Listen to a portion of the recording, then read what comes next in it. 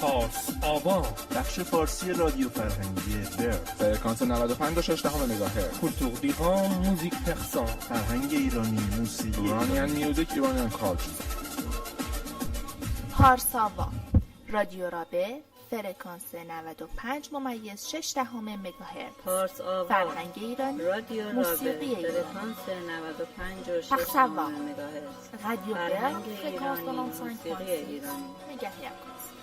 کلتور دیران موزیک پرسان، رادیو RaBe fréquence 95.6 مگاهرتز. پارس آبان، کلتور دیران رادیو RaBe fréquence 95.6 مگاهرتز.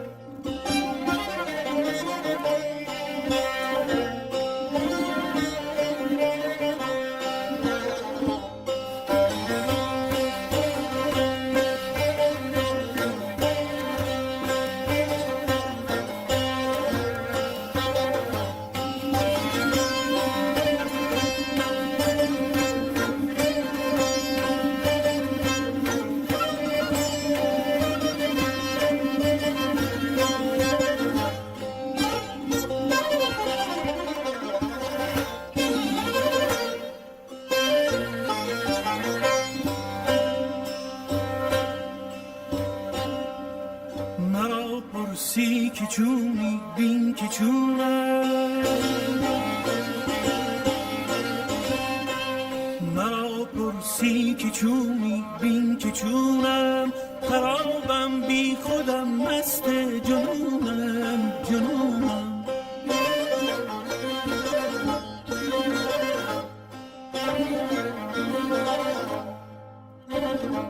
مرا پرسی که چونی بین که چونم،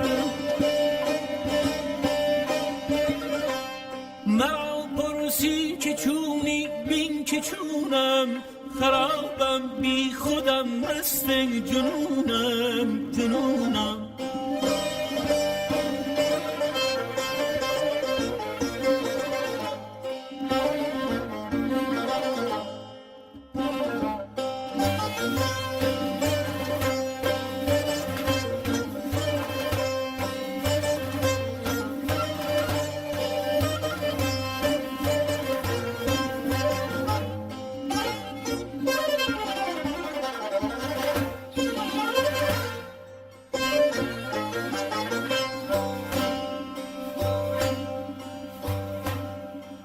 پری روی مرا دیوانه کرده است،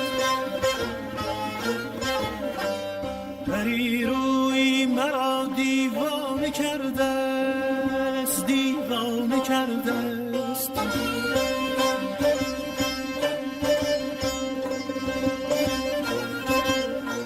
مسلمانان مسلمانان که میداند فسونم، مسلمانان مسلمانان که میداند فسونم.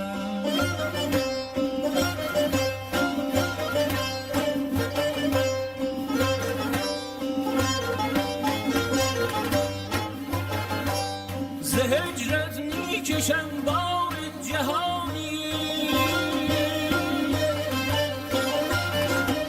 ز هجرت میکشم بار جهانی، که گویی من جهانی را ستودم، به صورت کمترم از نیم ذره.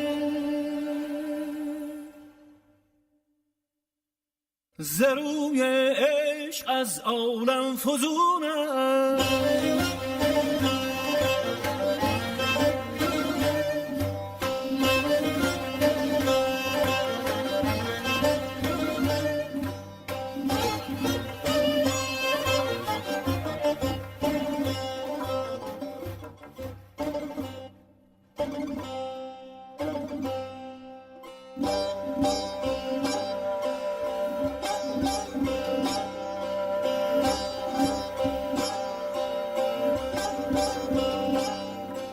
یکی قطره که هم قطره است دریا، یکی قطره که هم قطره است و دریا، من این اشکال ها آزمونم.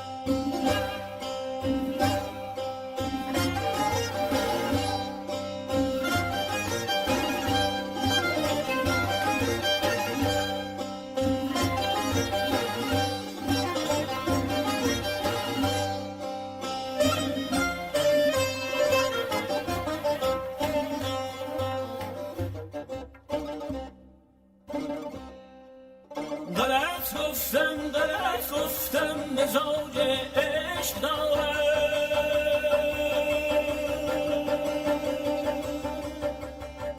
ز دوران و سکونت ها برونم.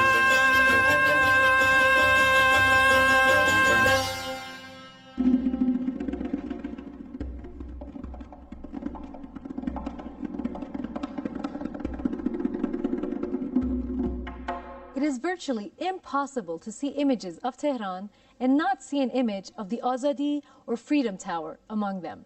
The Azadi Tower, located in Azadi Square, is an icon of the city and all that the people of this country stand for. Mahsa Mortazavi will take you to this incredible tower.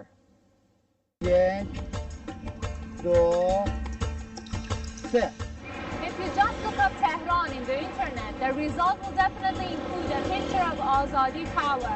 This monument has become a symbol of Tehran and a strong aspiration of the Iranian people for freedom. A competition was held back in 1966 to design a national monument. Mr. Hossein Amonat, who was only 24 at the time, won the competition. He had combined elements of Sassanid and Islamic architecture in his design. The construction of this tower took 30 months of non-stop work.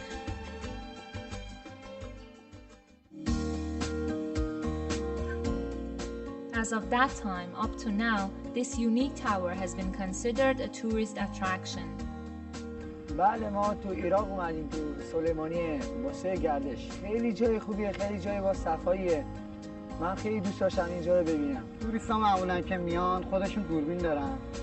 بعد خودشون برای خودشون عکس میندازن. ولی مشتری ما بیشتر اتباعی خارجی هستن، یعنی مثل افغانی، مثل پاکستانی. از بچگی من برج آزادی رو خیلی دوست داشتم. بعد چون بچه بودم با مامان بابام می اومدم تو زوایای تفریح‌ها. بعد که الان بزرگ شدم با دوستم قرار گذاشتم اینجا. گفت چرا اینجا؟ گفتم همین که یک میدون باستانی خیلی قشنگه، همین که من خاطره زیادی اینجا دارم. 25,000 pieces of marble stone in 15,000 different shapes are used in building Azadi Tower. So it's not odd for this unique work of stone to have a stone museum inside.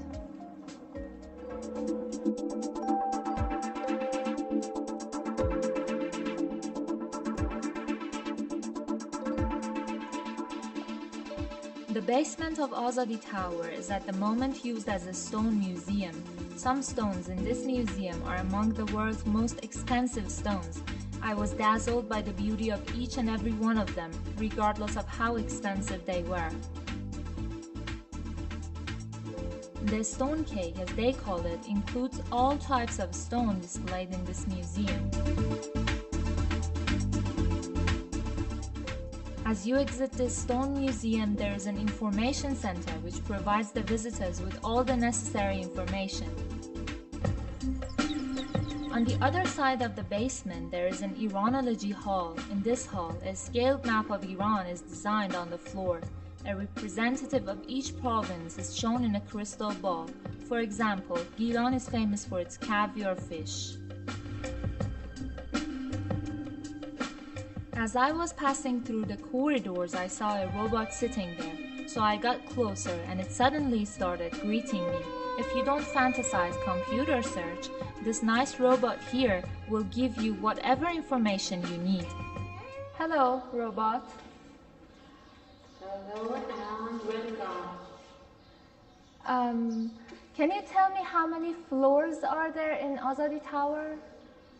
There are 4 floors in Azadi Tower. Why are you filming me? This good robot boy here plays the piano for us.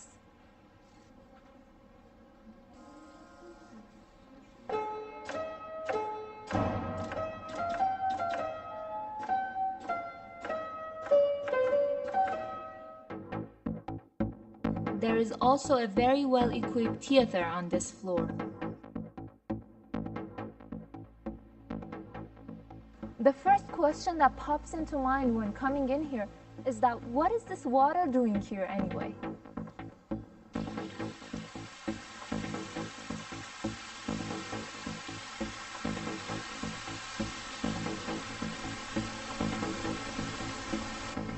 The laser show is reflected through the water curtain.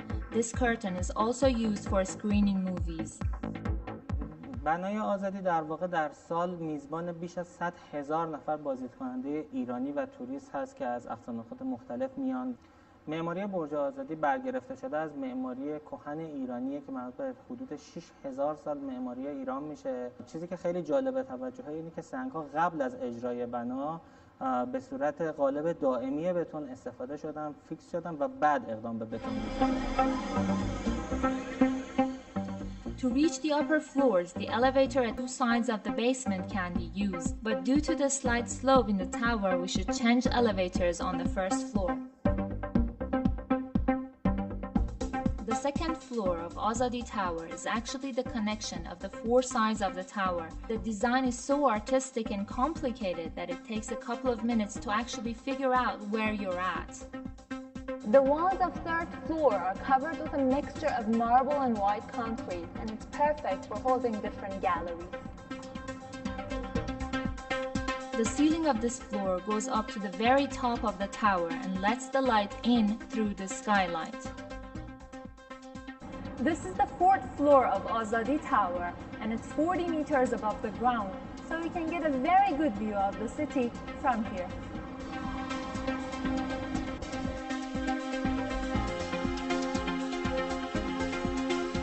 There is a turquoise water feature at the center of this floor. I felt like I could stare out the windows for hours and watch people as they passed by. This square has always been an important meeting place for all national demonstrations. As all we city dwellers are leading a very busy life, I actually never had the time to visit Azadi Tower. I'm glad I finally did and hope you sometime get the chance to do so as well. Mahsa Mortazavi, reporting for Iran.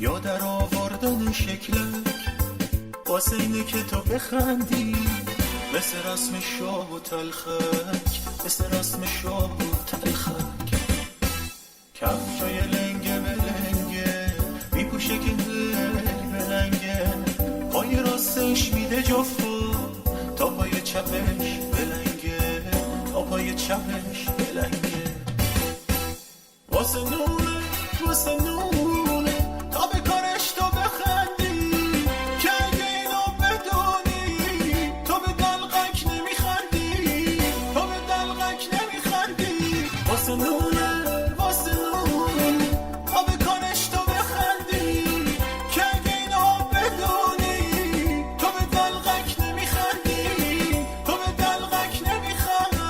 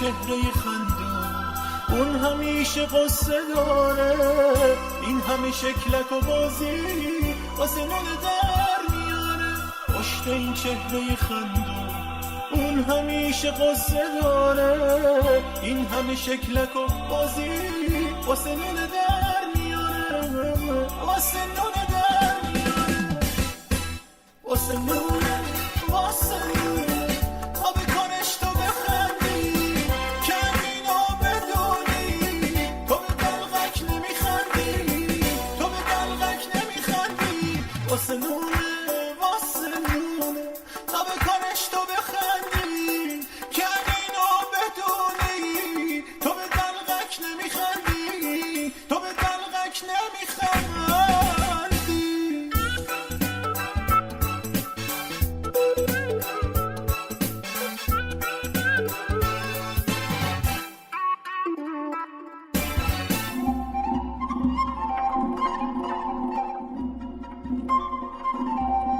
The Milad Tower is one of Tehran's most recognizable buildings. Shooting has always played an important role in man's life. The historical Fin Garden is one of the most beautiful and characteristic Persian gardens. Waiting for the winners to be announced.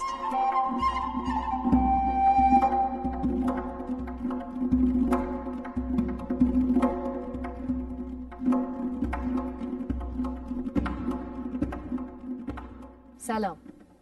Welcome to Iran. In today's program, we will continue last week's show about the International Fajr Festival, present an exciting and popular pastime in Iran, and show you some more historic sites in our country. So don't go anywhere. If you ever come to Tehran, a certain tower will certainly catch your attention in the city skyline, as it is Tehran's largest tower, not to mention the 5th largest tower in the world. The Milad Tower in Tehran can be considered a telecommunication, business, cultural, and entertainment center due to the various facilities and sections it contains. Hoda Lezgi will further inform us about this structure.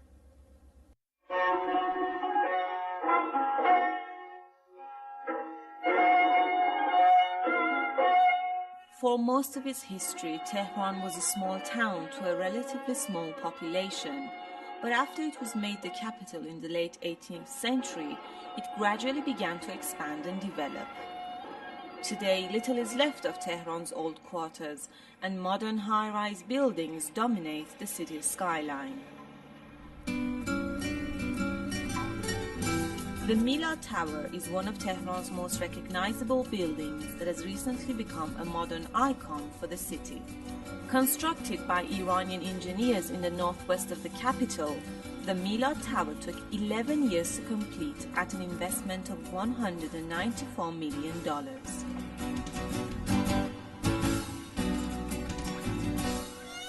As high as 435 meters, Milad Tower is considered the world's fourth TV and telecommunications tower after CN Tower in Toronto, Ostankino Tower in Moscow, and the Oriental Pearl Tower in Shanghai. If you're not afraid of heights, then don't miss the chance of taking a trip to the top. Because as many would say, it's a once-in-a-lifetime experience that you can't ignore.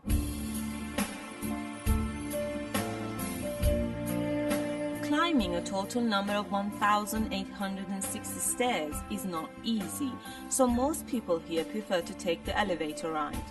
Traveling at a speed of 7 meters per second, it takes less than 50 seconds to reach the head of the tower.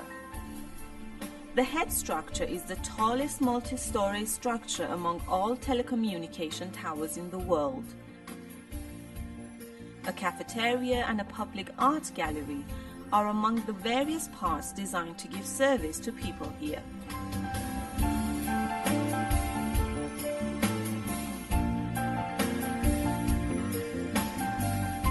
One of the special features here is the world's biggest revolving restaurant. With a total area of 2,375 square meters, the restaurant has the capacity to accommodate 500 diners. The restaurant's walls are decorated with Iranian art, depicting stories from Ferdowsi's Shahnameh. On top of the revolving restaurant, there's an open observation deck, which provides a 360-degree view from uptown skyscrapers and downtown smaller buildings. Imagine sitting under a glass dome and staring at the beautiful blue sky more than 400 meters above the ground. It sounds exciting, and here you're provided with this very rare experience.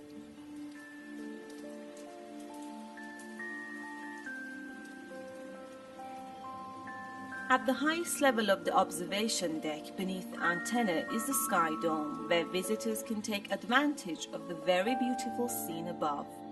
A huge bas-relief in the center of the dome depicts ancient Persian legends.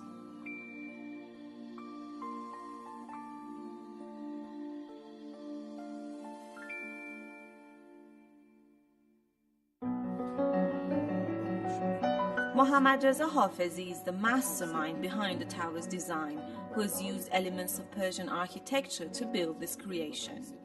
اگر شما از بنده بپذیرید که هر اثر معماری به خودی خود یک اثر فرهنگی هم هست، تفاوتی بین این اثر فرهنگی و سایر آثار فرهنگی هست. شاید مردم مثلا همه یک کتاب رو، یک اثر فرهنگی رو نخونن، شاید یک موسیقی رو گوش ندن، ولی معماری در زندگی مردم مخصوصا با این قد و قواره وارد میشه، چه بخوان چه نخوان. در زندگی روزمرهشون باهاش در تماس خواهند بود، لااقل تماس بصری خواهند داشت. این یک مأموریت به نسبت پیچیده است.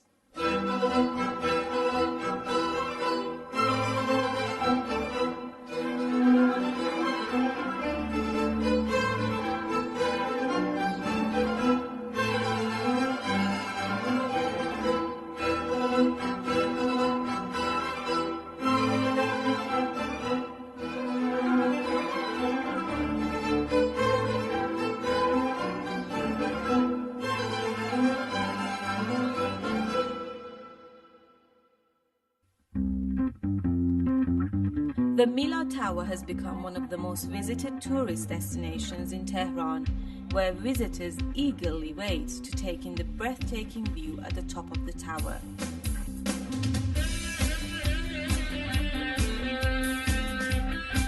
صحنه جالبی بود که با سرعت طی کردیم مسافت رو و خیلی جالب بود. تمام قسمت شهر تهران از بالا می‌دیدم. While at the Milad Tower, visitors also have the chance to browse through the gallery, dine in the restaurants, and buy souvenirs.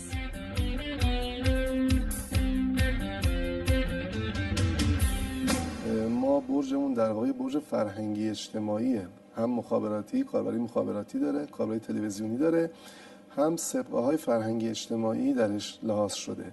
و اگر شما هر روزی یا هر هفته یا هر ماهی تشریف بیارین به برج میلاد تهران، برنامه‌های متنوع فرهنگی اجتماعی هنری یا علمی اینجا در حال شکل گیری و در حال اجراست.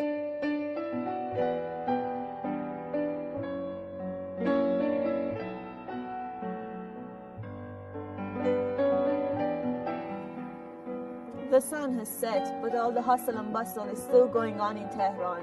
When you're living in a mega city like this, it's actually quite relieving to stand back and take a distant view of everything. I enjoy another minute of this breathtaking scene. It was a short departure, but unforgettable indeed. Hoda Lezgi for Iran.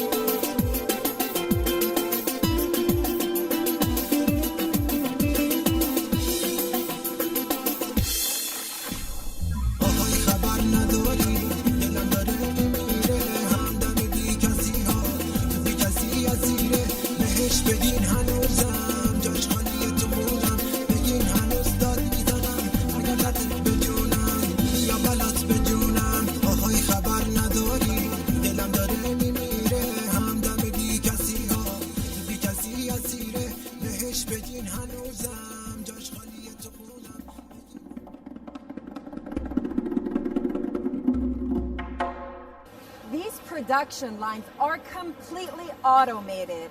To build robots that could function like this, some hard-working engineers burnt the midnight oil.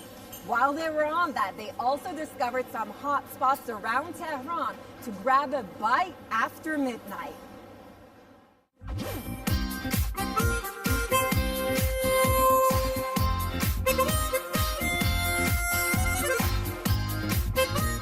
This is what I love about Tehran. No matter what the time, no matter how cold it gets, the city is always alive.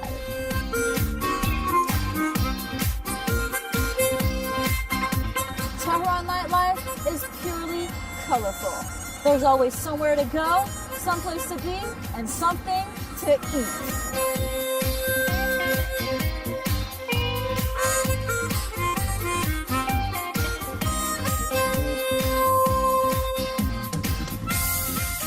It's 0 degrees Celsius, it's freezing cold, it's midnight, but people are out in the streets. This hole in the wall right here is famous for its sandwiches, and I can't wait to try it out.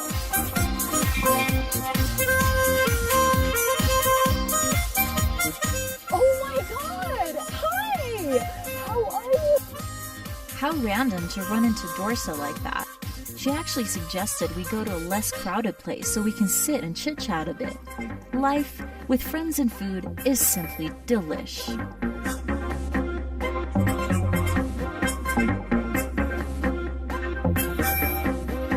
After grabbing a bite to eat at the burger stand, we took a little stroll and got to a cozy coffee shop. This is a great place to have a cup of coffee and just enjoy and chill and relax and catch up with friends. My friend had to head back home, but she suggested I stop by a certain Shake Shack downtown and order the famous Alibaba Maojoon. We drove all the way from the northern part of Tehran to the southern part of Tehran to get to Hafiz Street. This whole street is packed with authentic Persian juice stands, but this one is kind of different and you'll see why.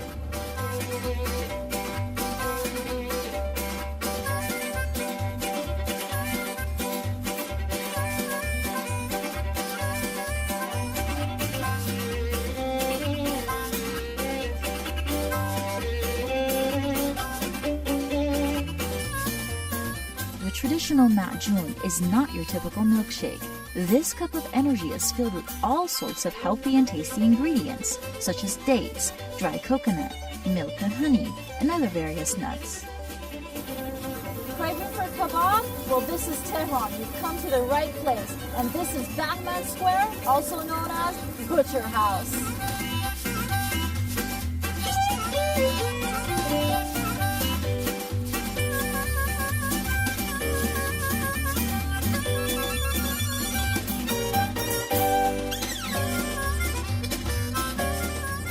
Okay, so 20 minutes later, we're back at the northern part of Tehran, and it's about 10 degrees colder. We took Valias Street to get to Tadrish Square. Valias is known to be the longest street in the entire Middle East, and Tadrish Square is the oldest part, one of the oldest parts of Tehran.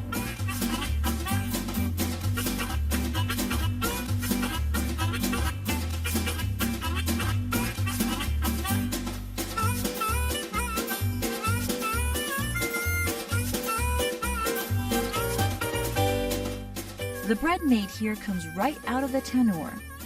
Placing the bread under the kebab is crucial to the serving process, as it soaks in the juice, and by the time the dish is placed on the customer's table, the bread turns into a mouth-watering appetizer. It's Thursday night, and we're at the kitchen at one of the most packed restaurants of Tehran.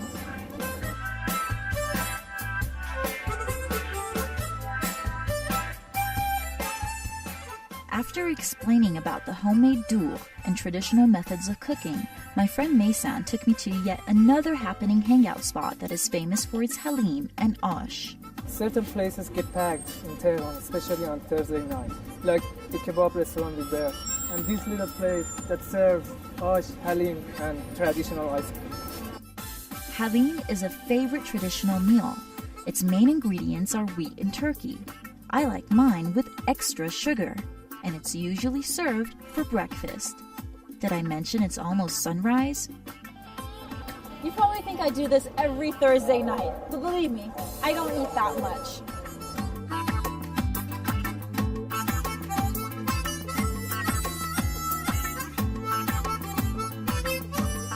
I don't know about you, but I'm about to explode.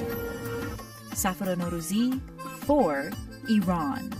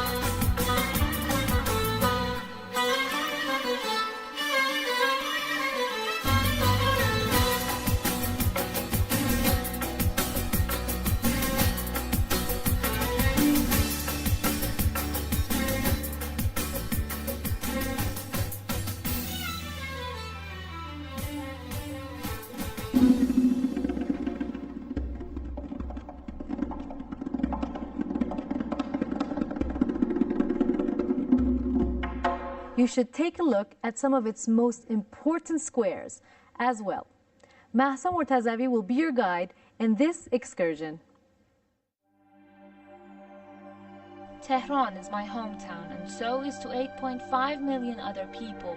In the past 50 years, it's welcomed a countless number of migrants from all around the country. Tehran is a city that never sleeps. You know how you don't see something just because it's in front of you every day? So as a Tehrani, I decided to go to some of the places I've seen every day, but I didn't notice it. I'll be giving you a tour of one of my favorite streets in Tehran and the squares located in it. Vali Asr Street is 18.6 kilometers long. That makes it the longest street in Tehran and the Middle East. It's home to 18,000 sycamore trees, which add to its beauty at all four seasons. First stop, Tajrish Square. Tajrish is located at the mountainous part of the city, so it's got a cool climate. At the moment, the land prices of this area are among the highest in Tehran. You could say that people living in this area enjoy a good quality of life. تجریش 40 سال پیش اصلا به این صورت که جمعیتی نداشت، نه به این هوا به این گرمی نمیشد، این همه مهاجر هم نبود، این همه اتوبوس و ماشین و این تشکیلاتی که الان هست اصلا یک صدامش هم نبوده. The traditional bazaar of Tajrish is a very popular shopping destination. It's also considered a tourist attraction.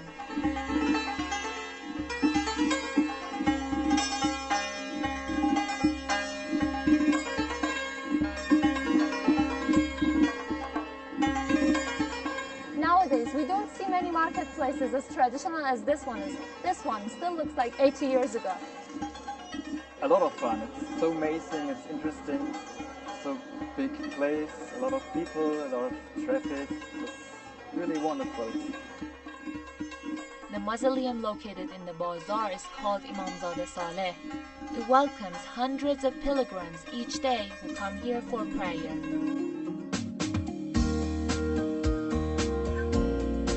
In the main street, there are many shops that catch the eye as well.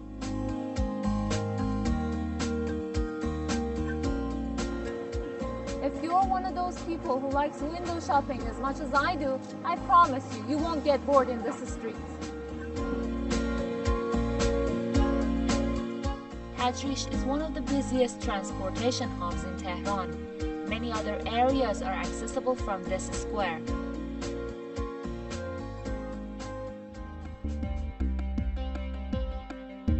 Second stop, Vanak Square. Vanak means a small oak tree. This is square, and a street nearby is named after it. In this neighborhood, you can see many high-rise commercial buildings, coffee houses, and shopping centers. During daytime, it's one of the most crowded areas of Tehran. Vanak is the commercial heart of northern Tehran. You can reach the biggest computer center by a 5-minute walk. It is one of the important junctures in Tehran and the midpoint for some of the city's highways. That makes it a very busy area.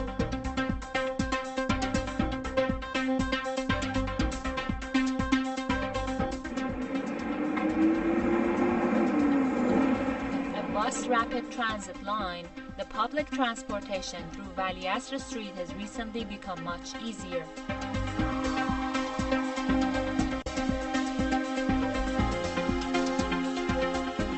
Vanak is also very rich in healthcare and shopping centers. بیشتر خرید میام، خرید لباس مردونه، زنونه، هر چی بخوام اینجا به دلم میشینه جنساش. Third stop, Vali Asr Square.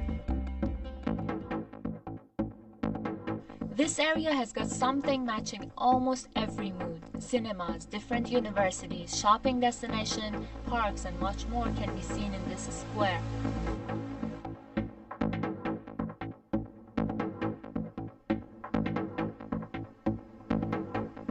چون از بچگی می اومدیم تهران زیاد میدونیم ولی اصل می اومدیم همیشه اون برام نماد تهران همینجا بوده. If you're a fan of famous brands and you can't afford them, you can find the best copies here in Vali Asr Street.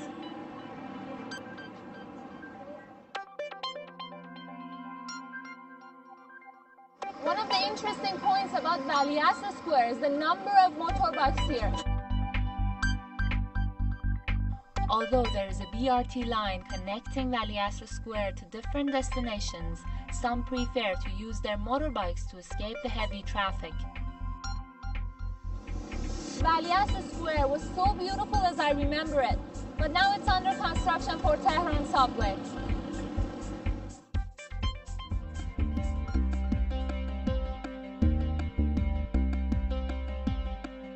Final stop, Rahan Square.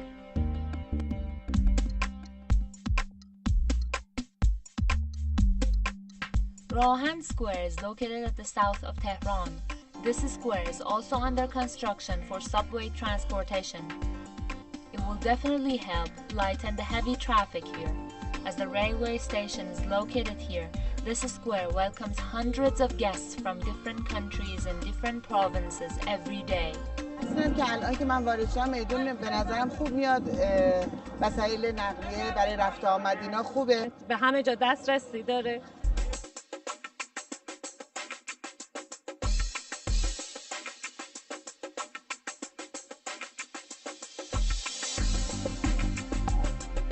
If you like to be near downtown and don't mind the crowd and the noise, you can find very cheap hotels in Rahan Square.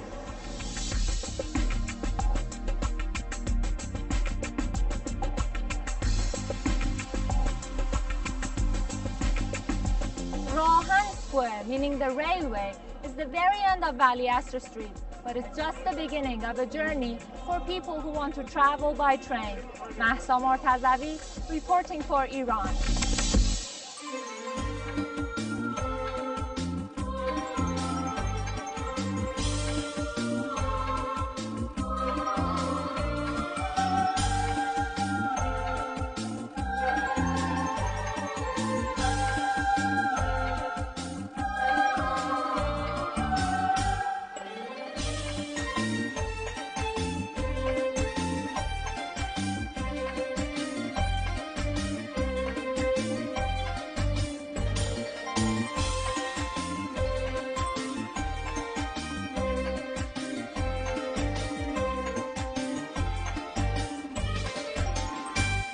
که جادوگرا میان از تو قصه ها دفتر شعر منو ورق بزن تا ببینی یه نفر هست که میخواد بزنه طلسم شب رو بشکنه.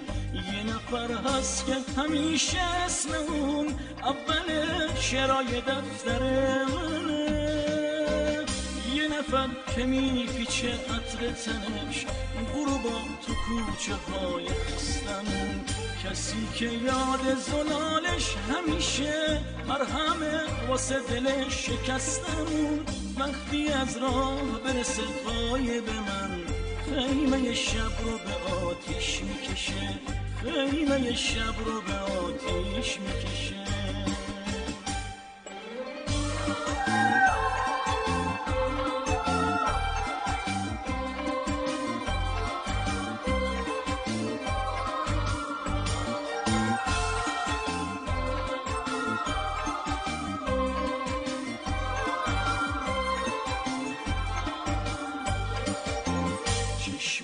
بندم و تازه میشم، این بهار یادم میمونه همیشه. میاد اون یه روز اگه دیر اگه زود، باز میگن مادر بزرگا زیر گنبد کبود.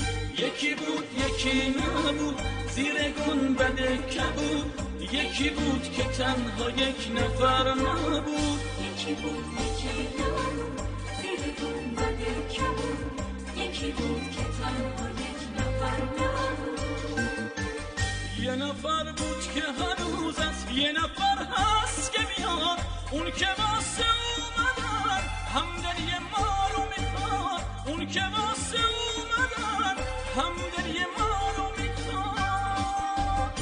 یکی بود یکی نبود زیر گنبد کبود، یکی بود که تنها یک نفر نبود. یکی بود یکی نبود زیر گنبد کبود، یکی بود که تنها یک نفر نبود.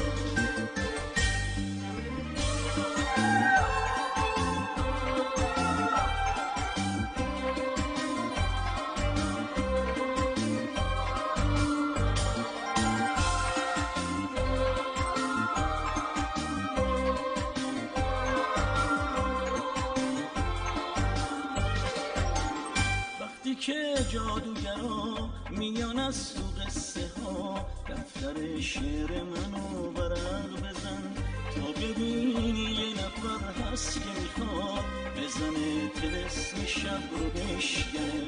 یه نفر هست که همیشه اسم اون اول شعرهای دفتر منه. یه نفر که میپیچه عطر تنش غروبا تو کوچه های خستمون، کسی که یاد زلالش همیشه مرهمه واسه دل شکستمون. وقتی از راه برسه غایب من، خیمه شب رو به آتیش میکشه، خیمه شب رو به آتیش میکشه.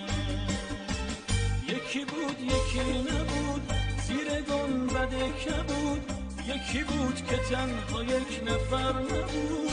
یکی بود یکی نبود زیر گنبد کبود، یکی بود که تنها یک نفر نبود. یکی بود یکی نبود زیر گنبد کبود، یکی بود که تنها یک نفر نبود. یکی بود یکی نبود زیر گنبد کبود، یکی بود که تنها یک نفر نبود.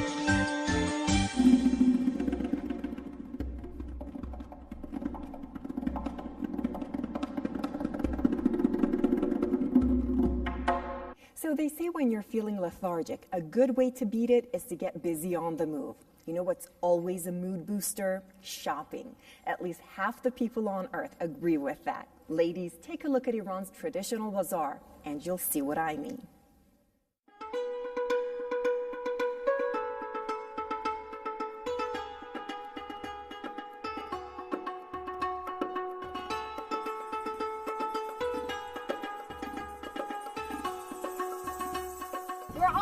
To one of the most packed bazaars of Iran. The last time I was at a place called The Bazaar was actually a restaurant by that name at the SLS Hotel in Beverly Hills. But today, I'm going to a historical landmark where the modern meets the traditional, the promised land of Silk Road merchants, a must-visit for tourists. Getting to the bazaar itself is even as fun as shopping. Especially when you run into tourists. As I interviewed Julia and Amanda, who were visiting from China, they said so far in Iran they have experienced an ancient land with a vibrant and vital society.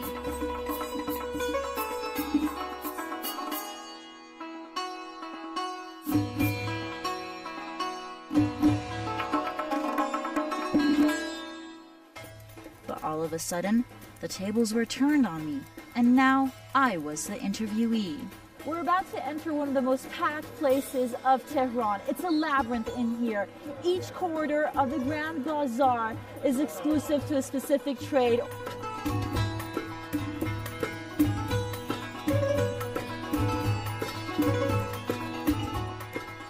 So be prepared to get sardined among the crowd, wear comfortable shoes, and come with ample time because you may want to visit the bazaar in its entirety, if that's possible in one day.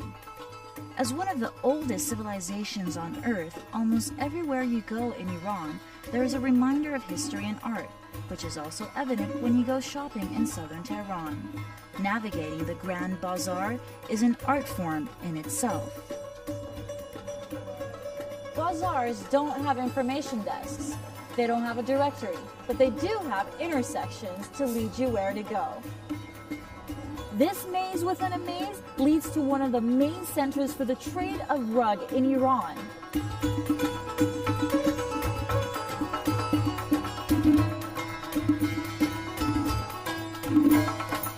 Wow, this is definitely my favorite picturesque rug. Over 1,000 different colors of shades were used to tell the story of Prophet Joseph. Amazing how this allegory is narrated on threads of silk. This reminds me of how ancient Persia plays a pivotal role in linking Europe and Asia through trade along the Silk Road. Okay, I don't mean to be a material girl living in a material world, but let's put history on the side for now and get back to shopping, cause it's bling bling time. Follow me for what I'm calling the dazzle road of the bazaar.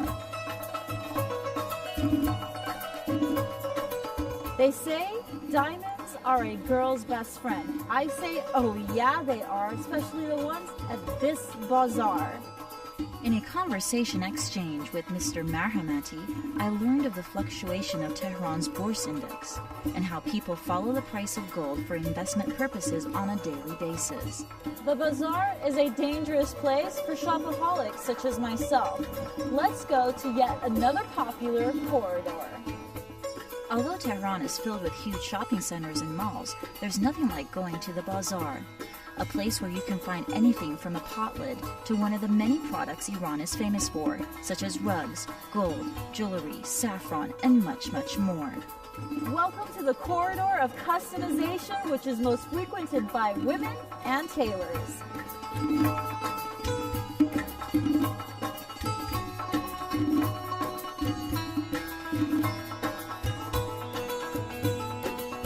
I must have walked through 10 kilometers of passages and alleys today. I was lost in Never Never Land and didn't want to go back home. Ever felt like going shopping and visiting a historical site at the same time? Well, with its traditional architecture, Tehran's Grand Bazaar is your kind of place.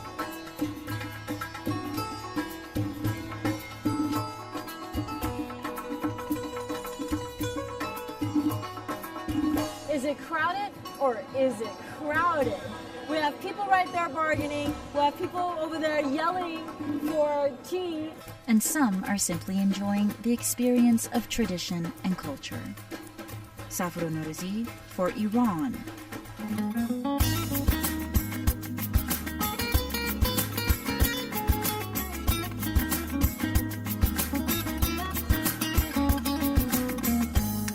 گل لاله، گل عاشق، گل نازک ترسپونه، گل شب بود، گل نازم، گل خوشبوی این خونه. کجا نامهربون بودم، چرا بار سفر بستی، بریدی از من و عشقم بدون حس دیوونه. گل لاله، گل عاشق، گل نازک ترسپونه، گل شب بود، گل نازم، گل خوشبوی این خونه.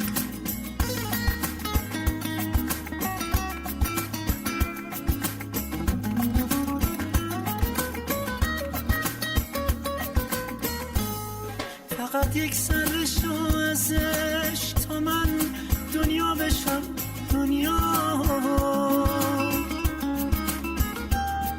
فقط یک قطره از احساس که من دریا بشم دریا. تو خورشید دل من شو ببین یک کهکشون میشم. فقط یک شاخه گل شو گلستونت میشم هر جا. گل لاله، گل عاشق، گل نازک ترسپونه، گل شب بود، گل نازم، گل خوشبوی این خونه.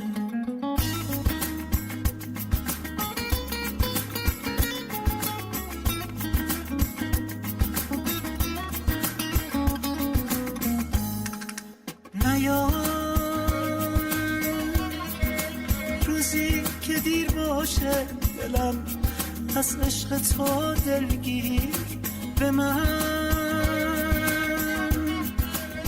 آینه میخنده حال سارا روی پیر. بیا امروز که بی تو بم در دنیای احساسم. ببین موی سفیدم رو شدم با غصه ها درگیر. گل لاله، گل عاشق، پارس آوا، بخش فارسی رادیو فرهنگی برن، فرکانس 95.6 مگاهرتز. کلتور دیران، موزیک پرسان، فرهنگ ایرانی، موسیقی ایرانیان، میوزیک ایرانیان کالچر. پارس آوا، رادیو رابه، فرکانس 95.6 مگاهرتز. پارس آوا، فرهنگی ایرانی، رادیو رابه، موسیقی فرکانس 95.6 مگاهرتز. رادیو برن، فرکانس 95.6 مگاهرتز. کلتور دیران، موزیک پرسان. رادیو رابه، فرکانس 95.6 مگاهرتز. پارس آوا، کلتور دیران، رادیو رابه، فرکانس 95.6 مگاهرتز.